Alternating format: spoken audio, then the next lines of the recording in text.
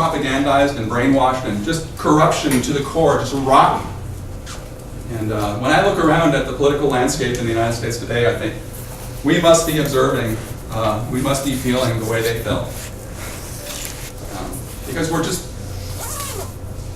you got to work so hard just to wade through the thickets of bullshit, you know, right? I mean, it's discouraging. Ignorance has been elevated to an art form, and it's celebrated. It's frustrating. But anyway, let's take a break, all right? Do we have to take a break? Yes. By law? It would be nice. Okay, no, let's take a break. But Andrew, ask me your question while everyone else. Ask me your question, and then if you want to take a break, you can. Okay, maybe a million years going back, like ecosystems do change in that time. Like maybe like a shorter time scale would be better to use. Like there's like been major desertification over that time, like even before like anthropogenic climate change was like a thing. Yeah, that's a good point.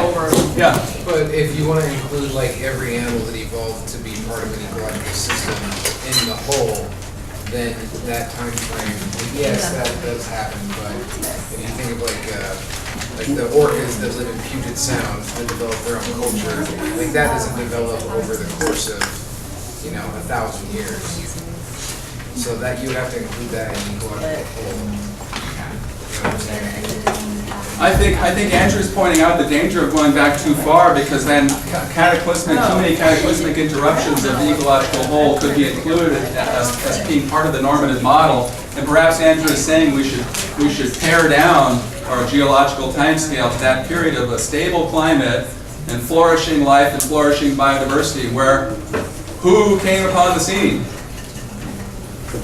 Not only us, our ancestors in the flesh, but our civilization and all these, the results of culture. Culture is the result of a stable climate and of a rich landscape, right?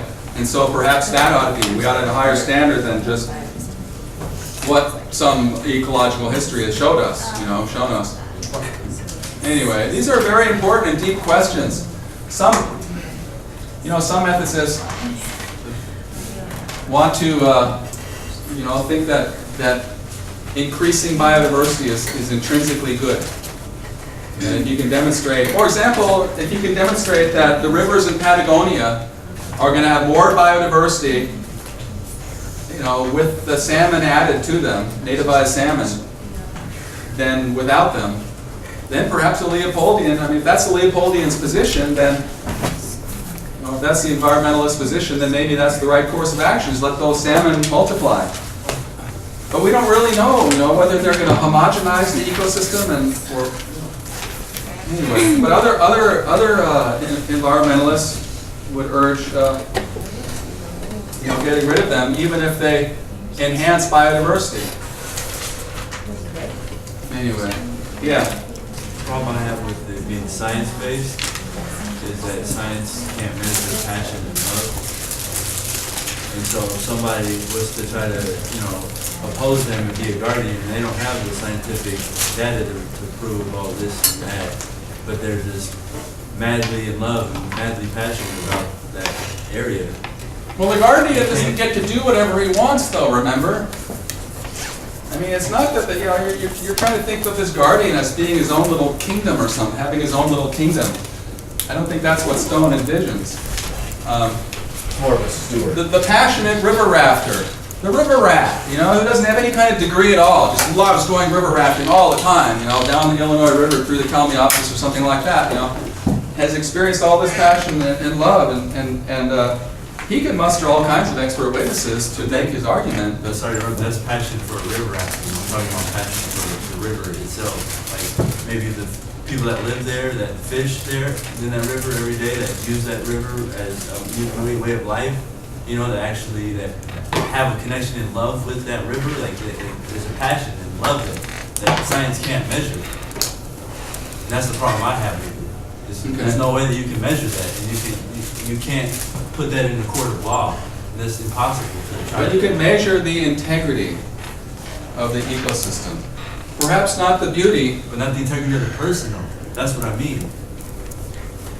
Science can't measure that. And you can't bring that into court. No, but that wouldn't be an issue. What would be an issue would be, I think it is though, because you can't, you got these expert witnesses on there getting paid millions of dollars to go either way. You know what I mean? And that's not the way I'm thinking. I'll never get paid. You can't pay me enough money to do it seems to anything. me, okay, Stone's proposal is going to be more localistically favorable, or more favorable to the locals, it seems to me. So if anything, the passion element you're talking about is going to be more readily brought out through a guardianship system. And I realize people are, Well, I mean, let's take Oregon for example. Like, would a white European be the guardian? No, I mean, I would put it Native American, because Native Americans were here before us. They have more passion. They don't have the science, you know what I mean? They don't have the white means to prove this and that probably, but they have the passion, the love, they have the drive to that river. well, they probably ought to be. Actually, the Native American, the treaty tribes probably have a very good argument to be granted all kinds of management authority over their resources. And they've made that argument many times, but of course it's been dismissed. That's what I mean. And actually, Christopher Stone, if he understood the full story of the history of treaty fishing rights and the moral struggle over Columbia snake salmon runs, he might be all in favor of what you're proposing there. And he would look toward appointing Native American elders to be guardians of these resources. Absolutely. But anyway, the first political step is the one where we have to muster the political will, and to do that we have to answer some of the philosophical questions, right? So, look, does ExxonMobil want this system?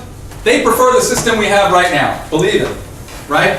All these extractive companies want to operate within a legal, political, economic environment in which they can externalize the cost of doing business. They love it. They love the Wild West, free-for-all, barbecue natural resources approach, right?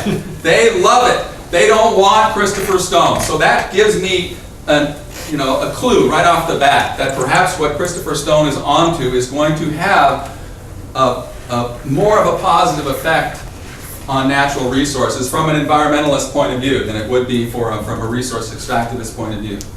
And anyway, let's get to some of the stirring language that, enough of this, all right? Enough of the guardian, how it all works is not a class, and it's not a law class, right? It's a moral philosophy class.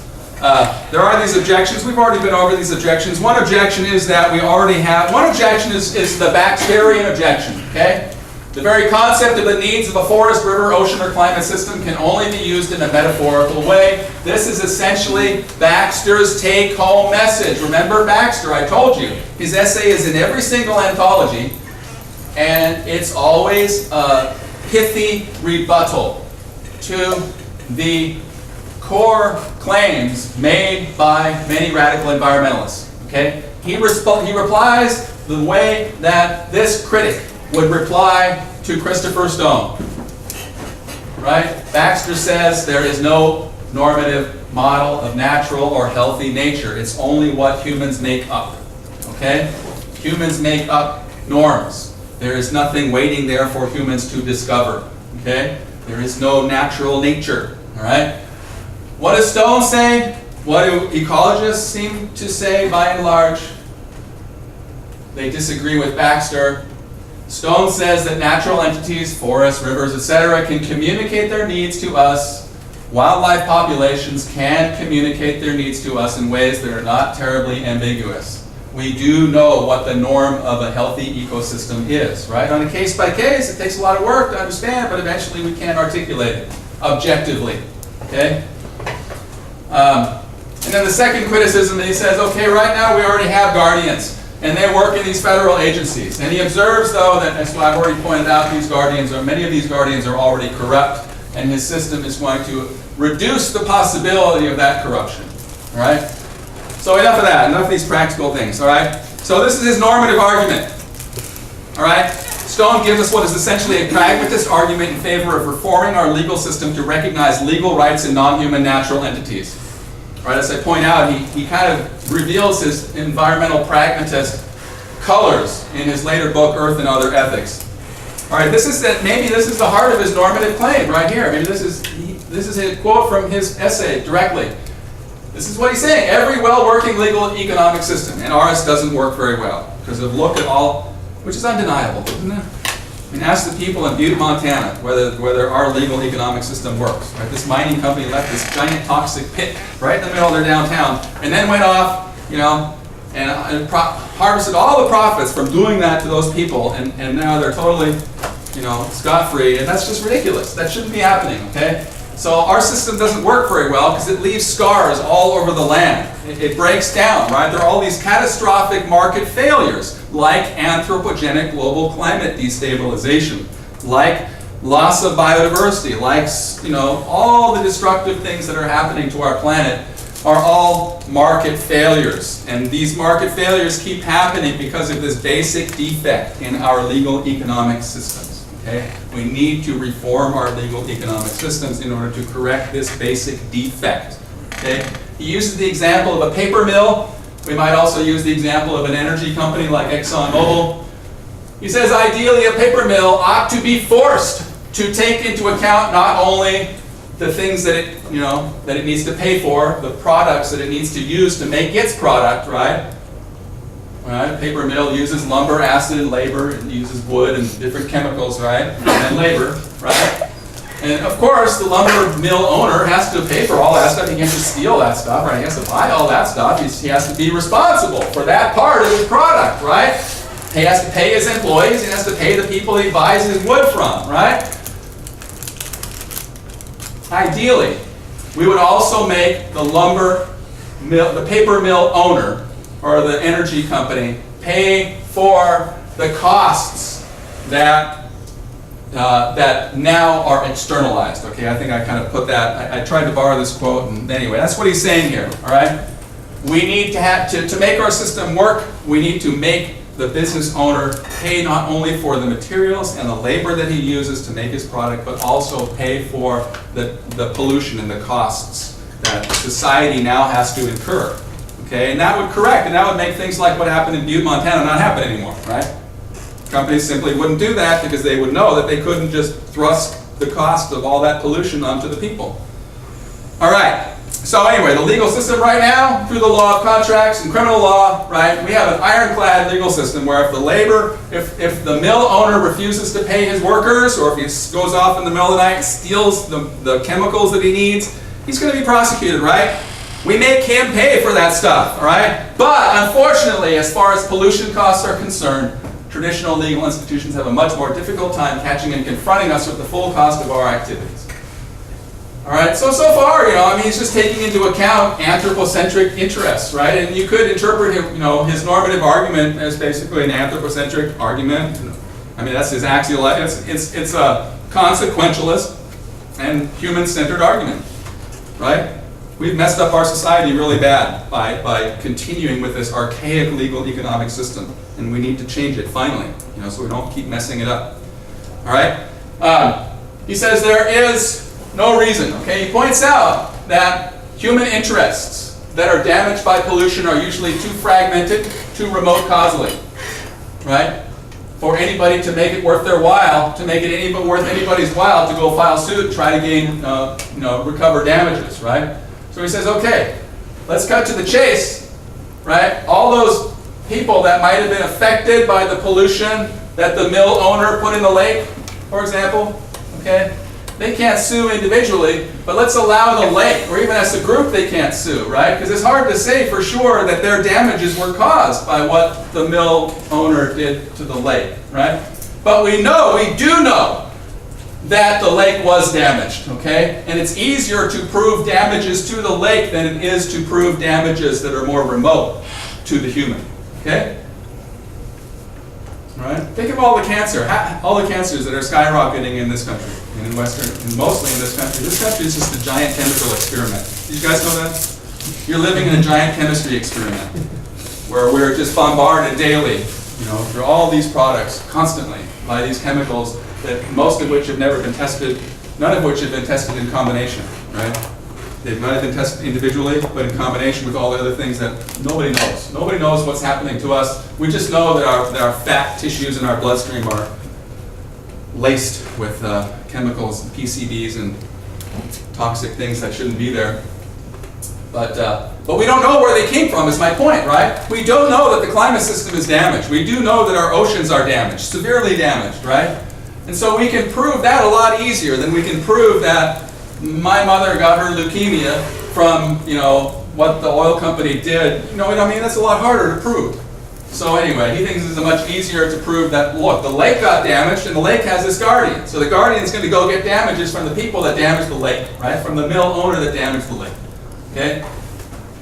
Okay, and by using this guardianship kind of system, we make the natural object, through its guardian, a jural entity competent to gather up these fragmented and otherwise unrepresented damage claims and press them before the court. All right? So legal guardians serve simultaneously as guardians of future non-human and human generations, as well as the interests of otherwise unrepresented but distantly injured contemporary humans. Okay? The cost of damages to the lake is an accurate measure. Again, this would go to this worry about objectivity, which is really the main civil libertarian worry about the system that we have now. How many times have you heard people complain about how those damn bureaucrats in Washington are just making all these decisions based on their own personal preferences, right? And they're not using any kind of objective measurement, and they're not measuring things objectively, right? We need to measure things objectively and force them to make decisions that aren't just based on their own prejudices, right? Well, a lot of civil libertarians would say, well, this sounds like a lot more objective than what the bureaucrats in Washington are doing right now, right? Making decisions like this is more reliably transparent and based in science than what those bureaucrats in Washington are doing right now. All right? So, anyway, so think of, again, getting back to anthropogenic global climate destabilization. Think of all the indirect remote damages that are caused to humans by energy companies. All right? Under our current legal economic system, these damages are rarely paid for. Very rarely paid for by the energy companies. Under Stone's guardianship system, courts would be empowered. Right? And just a fraction. BP and 2 other companies destroyed the Gulf of Mexico, didn't they, just a few years ago? Do you suppose that they're able to afford, even if the court ordered them to? Do they even have enough assets to cover the cost? No. Of fixing what they damaged? Probably not. It's just disgusting to think about that. This is evidently just a giant pool of crude oil sitting on the bottom of the Gulf. Those giant squid live down there, and the sperm whales. It's one of the spectacular features of the Gulf of Mexico is those sperm whales. And they evolved to dive way down deep and get those giant squid at the bottom. And now there's just nothing but a big anyway. So anyway, the point is, it seems like it would be an improvement. This guardianship, maybe not. I don't know. You guys go take some political science courses. I don't know. Philosophically, we're more interested in his moral philosophical arguments. Okay. So he says, and it's a simple argument. He says it's a fairness argument, really. He says that implementing his system is going to be more fair, more effective, and more fair, because it's going to create new property rights attached. By creating new property rights attached to national entities themselves, we make people who damage those national entities responsible, right? And that's more fair for their, right? Paying for their damages, and that's more fair than the system we have now. Yeah. Isn't that kind of overlooking, though, the fact that basically everyone, there's not a lot of other options, but everyone, I would guess, in this room has at some point contributed at least a little bit to ExxonMobil's profits, by putting gasoline in their car. There's not a lot of other current, variables, but it seems like it's kind of overlooking our responsibility towards the destruction of climate. Well, yeah. That would be a question of fact for a judge or a jury if we have such a system to decide. And if there's a bunch of evidence indicating that ExxonMobil, for example, colluded 30 or 40 years ago, to conceal information that was pertinent to its shareholders and pertinent to its consumers, if it acted deliberately and and strongly and flagrantly to conceal information that it knew about. It had access to this information from its own scientists about anthropogenic climate destabilization and the result of burning excessive amounts of fossil fuels, then it would be more responsible. I mean, the analogy is the historical comparison perhaps is with the cigarette companies, right? I mean, did the person who chose to start smoking get blamed for, in some cases, yeah, but in those cases where the defense attorneys who filed suit for these poor people who got cancer, where they were able to prove that the company withheld necessary information from the consumer, then the company was forced to pay. So it all depends, but that's a good point, and I mean, morally, legally speaking, that's a fine point of the law. We're not interested. Morally speaking, it doesn't really matter whether or not we're all. Those are prudential concerns, right? To what extent is this system necessary, and does that make it moral or not? Does that make it immoral? If we're all involved with it and I don't know. I'm inclined to conclude that people who are forced to consume a product are not responsible, but those companies which enforce a business model on society. These are gaping wounds on these freeways. I was thinking about this weekend, okay? Imagine installing giant corridors across your skin that involve, all these cars just zipping across your skin left and right, That's what we've done to the earth. We've facilitated this filthy and destructive method of transportation. And it's so inefficient. Do you know how inefficient it is? Unbelievably inefficient to rely on this fossil fuel car-based economy. It really is. I mean, have you guys seen those pictures of a busy a street filled with traffic, replaced with, like the entire street for 10 blocks gets replaced with one streetcar? All those metal boxes that all those cars were driving, all those people were in, right, can all fit in one car, in one train, easily. And but instead we allow this, and this. I'm sorry, I smell a rat. I do. I pay close attention, and I smell a rat. And the rat I smell is the infiltration of our government systems by companies that profit from this destructive, right? They install these freeways all over our bodies because they profit from it. And ecologists are telling us that our bodies can't continue to thrive with all these freeways carved into them, right? And the fossil fuels that we burn. And so, anyway, the fact that we're all doing this doesn't make it any more right or wrong. That's a prudential question about whether or not we ought to keep doing these things while we're forced to. I bought a car about a month ago. For the first time in 3 years, I started driving a car. And I thought, okay, I'm going to go fill up now, and I have to go to ARCO, which is BP, because it's the only one that's open late at night. And I think, okay, here I am. Now I've been re-enlisted in the technological termite colony, right? That's what we all are. We're all enlisted in this colony of technological termites. And the fact that we have to be members of that colony because of the economic system and the infrastructure that's set up in our society, the fact that we have to be technological termites does not make our status morally excusable, does it? We're still committing morally grave, morally wrong acts, aren't we? I can't even talk anymore. Anyway, one of my philosophy professors was always kind of on the verge of going crazy, it seemed like. He never did. I'm wondering, if he ever would. But he was actually turned out to be a pretty well-balanced guy. Anyway, hopefully I am too.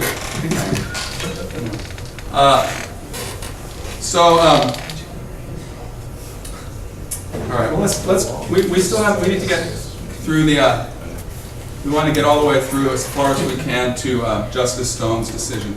All right.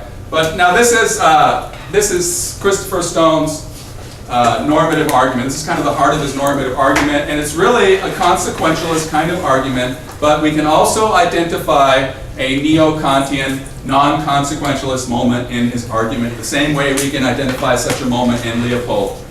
All right? But he starts by asking this kind of intriguing question that we have asked a little bit too. Which type of argument is stronger, more effective?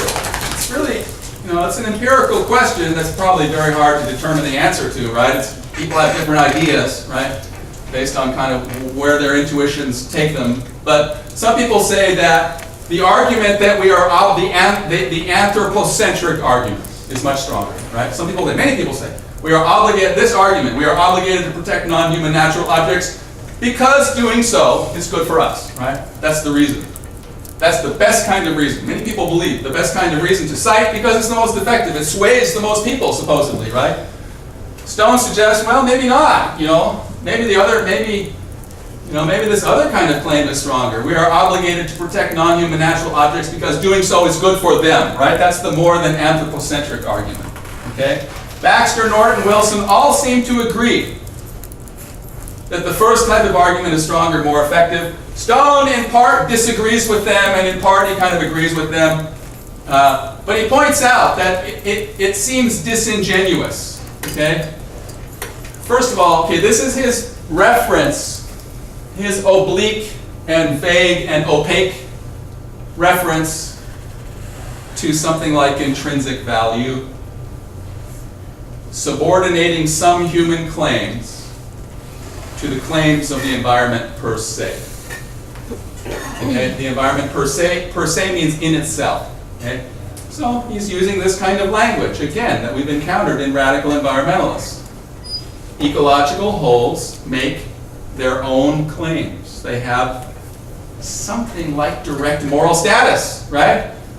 How can, if they don't have claims of, right? He says they have claims of their own. So I think it's fair to say that he is suggesting that ecological wholes have some kind of independent, direct moral status, right?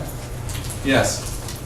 So is that a type of play? Like, is that an angle that he's trying to get? Because I'm trying to figure out why. How come he just doesn't say, like, we're obligated to protect non-human natural objects because doing so is good for them and us? Yeah, ultimately, right now he's just he's playing with this question about, you know, and he's challenging people who just tend to assume that the economic human-based arguments affect more people. One thing he's pointing out there on this, in this section of his essay, he's pointing out that, look, it seems as though many people who make that argument are only doing it for strategic reasons, but they don't really believe it themselves. That we should do these things only because they benefit humans, for economic reasons, right? He says that the environmentalist who makes that kind of argument seems to lack the courage of her own convictions, right? She has these convictions, but she's afraid to actually voice them, right? And the other problem with the anthropocentric, especially the economic argument, is that it frames the key moral struggle in the terms of the anthropocentrist, in the terms of the economist. And so why would you, as an environmentalist, willingly concede the framework that you're going to use in your debate to them, right? When really what the environmentalists, argue this plausible that many environmentalists are not arguing from a human-centered starting point. They're arguing that we are obligated to protect, right? That's Gifford Pinchot on the top there. That's Gifford Pinchot's argument, the first one, right? The second one is John Muir's argument, right? And most environmentalists I'm with John Muir, right? So they seem to be saying that we ought to protect Mother Earth for her own good, right? And so if that's what they're saying, then why do they go to these conferences and call up their politicians and say, you protect Mother Earth because we need, it's good for us, right? Why are they saying that? That's a weak claim. They really want to be making the stronger claim. But anyway, he finally comes around after some circumlocution to pointing out that in the end, even though the radical environmentalist might have a strong, in her heart of hearts, be making a claim about the intrinsic value of an ecological whole, in the end, we do have to know what's in it for us, okay? What is the human benefit? That's finally what's going to move us to agree that it's time to change our economic system, okay? We have to know what's in it for us.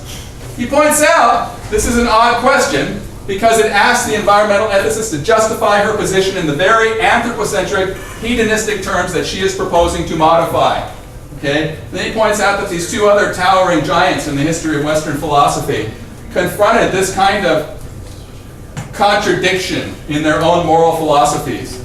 Even Socrates who always argued that morality and virtue are valuable in themselves for their own sake, with no promise of personal reward. Even Socrates instructed Thrasymachus that immoral behavior is wrong because it makes you miserable. Okay? Thrasymachus asked him, he said, okay, I understand all your arguments about why, we should be moral and virtuous, but what if I just blow that off and just go do whatever I want to do? What's wrong with that? And that was kind of the final challenge, right? Socrates answered that final challenge by saying, because if you go do that, then you are going to be miserable. And what is that? Is that a non-consequentialist argument? No, it's a consequentialist argument. So in the end, however principled you are as an environmentalist, perhaps you are obligated to demonstrate what's in it for our society if we modify our system the way that Stone is proposing. All right? And he points out, and this perhaps is one element of his pragmatism. And sometimes I hesitate to use this word pragmatism because it means so much more than what people think it means right off the bat. It's much more than just practical-minded. Okay? Pragmatism is a whole school of philosophy that has it has answers to all the great problems of philosophy. And it's much deeper than just being practical. But anyway, in the last analysis, Stone says, its psychological appeals to the listener's self-interest that hold sway, however principled the rhetoric may be. All right? And he says,